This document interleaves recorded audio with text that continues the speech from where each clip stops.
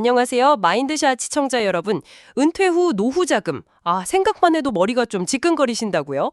뉴스 같은 데서는 50대, 60대 평균 자산이 5억이다. 아니다. 이런 얘기 많이 하는데 왜 내 통장 잔고는 그렇지 않을까 하고 불안하신 분들 많으실 겁니다.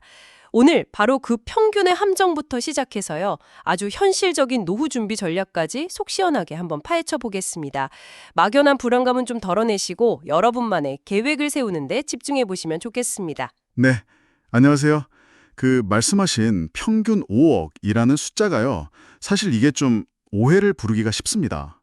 왜냐하면 소수의 아주 부유한 분들이 이 평균치를 확 끌어올리는 경향이 있거든요. 소수 때문에 전체 평균이 올라간다. 그런 말씀이시군요. 네, 그렇죠. 실제로 통계를 좀 더 깊이 들여다보면요. 우리나라 전체 가구를 봤을 때 절반 이상입니다. 약 57% 정도는 순자산, 그러니까 빚 같은 거 다 빼고 진짜 내 돈 말하는 거죠. 이 순자산이 3억 원이 채 안 되는 걸로 나타나요. 네. 3억 미만이 절반이 넘는다고요? 와, 그럼 그 평균 5억은 정말 뭐랄까 나와는 좀 거리가 먼 이야기일 수도 있겠네요. 그렇죠. 그래서 저는 평균보다는 중앙값을 보시는 게 훨씬 현실적이라고 말씀드립니다. 이게 뭐냐면 모든 가구를 자산 순서대로 이렇게 쭉 줄을 세웠을 때 정확히 그 가운데 딱 중간에 있는 가구의 순자산이거든요. 중앙값이요? 그건 얼마 정도 되는데요? 그게 약 2억 4천만 원 수준입니다. 아까 평균이 한 4억 5천만 원 정도라고 했잖아요. 네네. 그거에 비하면 거의 절반 정도죠. 이게 아마 우리 주변에서 볼 수 있는 더 보편적인 모습에 가깝지 않을까 싶어요. 그리고 또 하나 놀라운 건 자산 격차인데요. 상위 10% 가구가 전체 자산의 약 44%를 가지고 있습니다. 44%요? 와, 상위 10%가요. 그럼 정말 자산 불평등이 심각하다는 거네요. 네, 그렇습니다. 그래서 남들 평균이 얼마다 이런 거에 너무 신경 쓰시기보다는요, 여러분, 혹시 본인의 자산 규모를 한번 냉정하게 생각해 보셨나요? 평균과 비교하면 어느 정도일지 이런 걸 파악하는 게 우선 중요합니다. 그렇군요. 평균에 속지 말고 내 위치를 제대로 아는 것. 그게 시작이겠네요. 그럼 이제 좀 더 구체적으로 50대, 60대에 초점을 맞춰보면 어떨까요? 보통 이때가 자산이 그래도 가장 많은 시기라고들 하잖아요. 네, 맞습니다. 통계상으로도 50대 가구의 평균 총자산이 약 6억 1천만 원, 60대 이상도 5억 4천만 원 정도로 다른 연령대보다는 확실히 높습니다. 순자산, 그러니까 빚 빼고 실제 자산도 5억 원 안팎으로 비슷하게 나타나고요. 보통 이제 50대의 자산 축적이 정점에 이르고 60대 이후로는 자녀 지원이라든지 아니면 생활비 지출 같은 걸로 자산 증가세가 좀 둔화되거나 오히려 감소하는 경향을 보이죠. 그래도 다른 연령대보다는 높긴 높네요. 하지만 여기서도 아까 말씀하신 그 평균의 함정이 있을 수 있겠어요. 그럼요. 아주 중요합니다. 이 50대, 60대 안에서도 내부 격차가 상당히 커요. 예를 들어 50대 가구만 봐도 절반 정도는 여전히 순자산이 3억 미만입니다. 반면에 상위 20%는 7억에서 8억 이상, 상위 10%는 10억 원 이상을 보유하고 있고요. 60대 상위 10%는 12억, 13억 이상, 상위 1%는 30억 이상 가기도 하고요. 이야, 정말 격차가 크네요. 결국 평균이라는 숫자 하나로는 아무것도 알 수 없는 거군요. 내 상황을 파악하는 게 핵심이라는 말씀이시네요. 실제 사례를 들어보면 이게 좀 더 와닿을 것 같습니다. 혹시 그런 사례가 있을까요? 네, 아주 좋은 지적이십니다. 두 가지 사례를 한번 살펴볼게요. 먼저 50대 후반 김 씨 사례인데요. 이분은 순자산이 4억 원 정도 있었습니다. 아주 성실한 직장인이셨고 수도권 외곽에 한 3억 원 정도 하는 24평 아파트 한 채 가지고 계셨고요. 그리고 예금이랑 퇴직금 합쳐서 금융자산, 그러니까 현금화하기 쉬운 자산이 한 1억 원 정도 있었죠. 본인은 이 정도면 평범하고 안정적이지 않나 이렇게 생각하셨대요. 네, 4억이면 그래도 적은 건 아닌데요? 그렇죠. 그런데 퇴직이 임박해서 이제 실제 노후 재정을 한번 점검해 보니까 이게 좀 막막해지신 거죠. 계산해 보니 월 최소 생활비가 한 250만 원은 필요하겠더래요. 그래서 당장 나오는 돈은 없고 몇 년 뒤에 받게 될 국민연금은 월 150만 원 수준이었던 거죠. 그럼 월 100만 원씩 부족한 거네요? 네. 그럼 가진 돈 1억 원으로 그걸 메꿔야 하는데 단순 계산해도 10년도 못 가서 돈이 바닥날 상황이었던 겁니다. 한 8년. 근데 설상가상으로 아드님이 결혼한다고 자금 지원을 좀 요청해 온 거예요. 그러면서 이제 노후 자금이 부족하다는 현실이랑 딱 부딪히면서 자괴감 같은 것도 좀 느끼셨다고 하고요. 와, 정말 남의 일 같지가 않네요. 자산이 아주 적은 편도 아닌데 정말 현실적인 벽에 딱 부딪힌 거군요. 그래서 김 씨는 어떻게 대처하셨나요? 우선 이분이 잘하신 게 현실을 빨리 파악하고 바로 행동에 옮기셨어요. 은퇴 전까지 정말 허리띠를 졸라매고 저축을 최대한 늘렸습니다. 월급의 절반 이상을 저축하고 불필요한 지출은 과감히 줄이셨고요. 그리고 퇴직 후에는 다행히 이전에 다니던 회사랑 고문 계약 같은 걸 맺어서 월 100만 원 정도의 추가 소득을 확보하셨어요. 또 가지고 있던 차도 처분하고 외식이나 여가 활동도 좀 줄이면서 월 생활비를 200만 원 이하로 낮추는 그런 구체적인 계획을 세우셨죠. 아, 소득은 늘리고 지출은 줄이고 기본적인 거지만 실천이 중요했겠네요. 자녀분 문제도 있었잖아요. 네, 그 부분도 자녀에게 솔직하게 본인들 상황을 설명하고 당장은 목돈 지원은 어렵지만 무이자로 얼마까지는 빌려줄 수 있다. 이런 식으로 대안을 제시하셨다고 합니다. 김 씨 사례는 정말 막연한 기대 대신에 미리 현실을 딱 점검하고 소득 늘리고 지출 줄이고 또 가족과 소통하는 게 얼마나 중요한지를 잘 보여주는 것 같아요. 그렇군요. 미리 준비하고 현실적으로 계획하는 것 정말 중요하네요. 그럼 반대로 자산이 훨씬 많아 보이는 경우는 좀 다를까요? 아까 말씀 중에 잠깐 나왔는데 60대 초반 이 씨. 이분은 순자산이 12억 원에 월 연금도 250만 원이나 받으셔서 겉보기엔 아직 여유로워 보이는데요. 맞습니다. 이 씨 같은 경우는 공무원으로 퇴직하셔서 연금도 꽤 많으셨고요. 서울에 시가 9억 원짜리 아파트도 한 채 있었고 금융자산도 3억 원 정도 가지고 계셨죠. 누가 봐도 넉넉해 보이죠. 네, 그 정도면 걱정 없을 것 같은데요. 그런데 예상치 못한 문제가 생긴 겁니다. 첫째는 물가 상승이었어요. 매달 250만 원씩 꼬박꼬박 연금이 나오지만 물가가 계속 오르니까 실질적인 가치는 계속 떨어지는 거죠. 생각보다 생활비가 부족하게 느껴지기 시작했고요. 두 번째는 갑작스러운 목돈 지출이었어요. 아내분 수술비라든지 아파트가 오래돼서 수리비가 크게 들어간다든지 하는 일이 생기니까 가지고 있던 금융자산 3억 원이 생각보다 빠르게 소진되더라는 겁니다. 아, 자산은 많은데 당장 쓸 현금이 부족해지는 그런 상황이군요. 네, 딱 그거죠. 전형적인 부동산에 자산은 묶여 있는데 현금은 부족한 상황. 이른바 자산은 많은데 현금은 가난한 그런 상황을 뒤늦게 깨달으신 거예요. 12억 자산가도 현금 흐름이 막히면 답답한 거군요. 그럼 이 씨는 이 문제를 어떻게 해결했나요? 이분은 정말 과감한 결정을 내리셨습니다.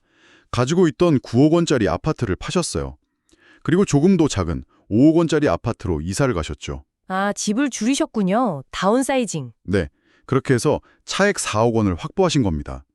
그리고 이 돈으로 그냥 예금에 넣어둔 게 아니라 현금 흐름을 만드는 데 집중하셨어요. 예를 들면 가입 즉시 매달 연금이 나오는 즉시연금에 일부 가입하고 또 일부는 꾸준히 배당을 주는 우량 주식이나 아니면 여러 부동산에 투자해서 월세를 받는 효과를 내는 부동산 투자 펀드, 리츠 같은 거 있잖아요. 네, 리츠요. 네, 그런 곳에 분산 투자를 해서 월 100만 원 정도의 추가적인 현금 흐름을 만들어내신 거죠. 그럼 기존 연금 250만 원에 더해서 월 350만 원 정도가 확보되는 거잖아요. 오, 상당히 구체적인데요. 그것만으로도 괜찮았을 것 같은데 더 하신 게 있나요? 왜 여기서 그치지 않으셨어요. 본인의 경험을 살려서 계약직 컨설턴트로 일하시면서 월 50에서 60만 원 정도의 부수입을 또 만드셨습니다. 이게 비상자금을 마련하는 데도 도움이 되고 또 사회활동을 계속한다는 점에서 심리적인 안정감도 주고요. 그렇군요. 이 씨 사례는 단순히 자산 총액이 중요한 게 아니라 매달 꾸준히 들어오는 현금 흐름 관리가 얼마나 중요한지, 그리고 필요하다면 집을 줄이는 것 같은 과감한 자산 구조 조정도 필요할 수 있다는 걸 보여주네요. 아까 잠깐 말씀하신 주택연금 같은 것도 이런 상황에서 좋은 대안이 될 수 있겠고요. 정확합니다. 집을 담보로 매달 연금을 받는 주택연금도 특히 고가주택 한 채만 가진 분들에게는 현금 흐름을 만드는 아주 유용한 방법 중 하나가 될 수 있습니다. 네, 두 사례 모두 정말 시사하는 바가 크네요. 그럼 이제 좀 정리를 해볼까요? 현실적으로 노후에 얼마 정도 필요하고 만약 부족하다면 어떻게 메워야 할지 전문가로서 좀 조언을 해주신다면요. 일단 얼마가 필요하냐 이 질문이 참 어려운데요. KB금융 보고서 같은 걸 보면 희망하는 월 생활비는 한 300만 원 후반대, 370만 원 정도라고 하는데 실제로 준비된 건 월 212만 원 정도라서 월 150만 원 정도가 부족하다. 이런 통계도 있습니다. 근데 사실 이건 사람마다 다 다르잖아요. 아주 검소하게 사시면 월 200만 원으로도 가능하실 수 있고요. 그렇죠. 개인차가 크겠죠. 네. 그래서 뭐 일률적으로 얼마가 필요하다 이렇게 말하기는 어렵고요. 다만 참고할 만한 계산법은 있어요. 보통 연간 지출액의 한 20배에서 25배 정도의 자산이 필요하다 이런 이야기도 하는데 이것도 그냥 참고만 하시고요. 제가 권하는 방법은 먼저 내가 은퇴 후에 월 얼마 정도 쓰면서 살고 싶다는 목표 생활비를 정하시는 거예요. 그리고 거기서 내가 받을 것으로 예상되는 월 연금 수입, 뭐 국민연금이나 퇴직연금, 개인연금 다 합쳐서요. 그 금액을 빼는 거죠. 아, 목표 생활비, 예상 연금 수입 이렇게요? 네. 그럼 매달 부족한 금액이 나오잖아요. 그 부족분을 1년치 12개월 곱하고 그리고 앞으로 내가 몇 년 정도 더 살 것 같은지 기대 수명이 길어졌으니까 보통 20살, 25살, 길게는 30년까지도 잡아야겠죠. 그 기간만큼 곱해서 필요한 추가 자산 규모를 추정해 보는 겁니다. 현금 10억이 있어야 한다더라 이런 막연한 목표보다는 훨씬 구체적이고 현실적인 목표가 세워지겠죠. 그래야 준비도 가능하고요. 네, 목표를 구체화하는 게 중요하군요. 그럼 그 부족분은 어떻게 메워야 할까요? 방법은 역시 앞서 사례에서도 나왔듯이 소득을 늘리고 지출을 줄이고 가진 돈을 잘 굴리는 거겠군요. 네, 정확합니다. 딱 3가지 기둥이라고 보시면 돼요. 첫째는 소득 창출입니다. 건강이 허락하는 한 계속 일하는 게 가장 좋습니다. 뭐 예전처럼 풀타임 정규직이 아니더라도 본인의 경력이나 특기를 살릴 수 있는 계약직, 시간제 근무, 아니면 요즘 정부에서 지원하는 시니어 일자리 같은 것도 있고요. 아니면 집이 여유가 있다면 작은 방을 월세로 주거나 에어비앤비 같은 걸 활용하는 임대 수입도 괜찮고요. 뭐 유튜브 채널을 운영한다든지 손재주가 좋으시면 공예품을 만들어서 판다든지 하는 소소한 창업이나 부업도 방법이 될 수 있습니다. 중요한 건 액수가 크지 않더라도 꾸준한 수입을 만드는 겁니다. 네, 꾸준한 수입 중요하죠. 두 번째 기둥은 자산 운용이겠네요. 맞습니다. 자산운용. 근데 이때 가장 중요한 원칙은 잃지 않는 투자입니다. 노후자금은 공격적으로 불리는 것보다 지키는 게 훨씬 중요하거든요. 그래서 기본적으로는 예금이나 좀 안전한 채권 같은 안전자산 위주로 포트폴리오를 짜시되 그래도 물가 상승률은 따라가야 하니까요. 일부는 꾸준히 배당을 주는 주식, 배당주나 아까 말씀드린 리츠 같은 수익형 자산에 분산 투자하는 것이 좋습니다. 그리고 가지고 계신 연금 자산, 국민연금, 퇴직연금, 개인연금을 최대한 활용해야 합니다. 예를 들어 국민연금 수령 시점을 좀 늦추면 연금액이 늘어나거든요. 이런 것도 고려해 볼 수 있고요. 아까 말한 주택연금도 좋은 선택지가 될 수 있습니다. 잃지 않는 투자. 그러면서도 물가 상승은 따라잡는 정도의 수익 추구. 그리고 연금 활용. 그렇군요. 그런데 이렇게 투자 이야기 나오면 좀 걱정되는 게 혹시 사기 같은 거에 휘말리진 않을까 하는 점인데요. 아, 정말 중요한 지적입니다. 특히 은퇴 자금처럼 소중한 돈을 노리는 사기가 많아서 각별히 주의하셔야 합니다. 뭐 연 5% 이상, 심지어 10% 이상 고수익을 보장한다, 원금 보장된다 이런 제안은 거의 100% 사기라고 보시면 됩니다. 세상에 그런 부자는 없습니다. 그리고 금융범죄, 뭐 보이스피싱 같은 것도 정말 조심하셔야 하고요. 그래서 꾸준히 금융 공부를 하시는 게 중요하고 잘 모르겠다 싶으면 꼭 믿을 만한 금융기관이나 전문가의 자문을 받으시는 게 좋습니다. 그리고 예금도 한 금융기관에 너무 많이 넣어두지 마시고 예금자 보호 한도 5천만 원 내에서 분산하시고 투자도 한 곳에 몰빵하지 마시고 여러 곳에 나누는 분산 투자가 기본입니다. 아, 그리고 혹시 모를 질병이나 사고에 대비해서 실손보험이나 간병보험 같은 보험으로 위험 대비를 해두는 것도 중요하고요. 네, 안전장치를 잘 마련해두는 게 중요하겠네요. 그럼 마지막 세 번째 기둥은 지출 관리겠죠? 네, 맞습니다. 지출 관리. 이건 뭐 두말하면 잔소리죠. 아무리 많이 벌고 잘 굴려도 쓰는 게 해프면 소용없으니까요. 불필요한 소비는 줄이고 예산을 세워서 관리하는 습관이 중요합니다. 오늘 쭉 이야기를 들어보니까요. 결국 노후 준비라는 게 무슨 특별한 비법이 있는 게 아니라 그냥 평균이 얼마더라 이런 거에 기댈 게 아니라 정말 나의 상황을 냉정하게 파악하고 지금 당장 계획하고 행동하는 게 답이라는 생각이 드네요. 네, 전적으로 동감합니다. 아급은 김 씨처럼 미리 계획하고 철저히 관리하는 것도 방법이고 또 이 씨처럼 상황 변화에 맞춰서 과감하게 계획을 수정하고 실행하는 것도 방법입니다. 어떤 상황이든 중요한 것은 현실을 똑바로 보고 구체적인 계획을 세우고 그걸 행동으로 옮기는 것입니다. 부족하면 늘리고 소득, 새는 돈은 줄이고 지출, 그리고 가진 돈은 안전하게 잘 굴려서 매달 필요한 현금 흐름을 안정적으로 만들어 나가는 것. 이게 핵심이라고 할 수 있겠습니다. 네, 오늘 전문가님 말씀 들으니까 막연했던 노후 준비에 대한 그림이 좀 더 선명해지는 것 같습니다. 오늘 이야기가 시청자 여러분의 노후 준비에 대한 그 막연한 불안감을 조금이나마 덜어드리고 또 구체적인 계획을 세우시는데 작은 도움이 되었기를 진심으로 바랍니다. 그리고 꼭 기억해 주세요, 여러분. 오늘이 우리 남은 인생에서 가장 젊은 날입니다.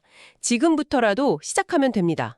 오늘 저희가 나눈 이야기가 유익하셨다면 구독, 좋아요, 알림 설정 꼭 좀 부탁드리겠습니다. 그리고 주변에 노후 준비로 고민하시는 친구분들이나 가족분들 계시면 이 영상을 공유해 주시는 것도 저희에게는 정말 큰 힘이 될 겁니다. 네, 그리고 영상을 보시면서 궁금한 점이나 또 나누고 싶은 이야기가 있으시면요. 언제든지 아래 댓글로 편하게 남겨주세요. 저희가 또 참고해서 좋은 내용으로 찾아뵙겠습니다. 맞습니다. 여러분의 참여가 저희에겐 큰 힘이 됩니다. 다음 시간에는요. 은퇴 자금 10억 없어도 괜찮다. 월 300만 원으로 여유롭게 사는 부부의 비결이라는 주제로 찾아뵙겠습니다. 어쩌면 오늘 이야기와 또 연결되는 부분이 많을 것 같은데요. 다음 이야기도 많이 기대해 주시고요. 꼭 시청 부탁드립니다. 네, 다음 이야기도 기대해 주세요. 오늘 함께 해주셔서 감사합니다. 감사합니다.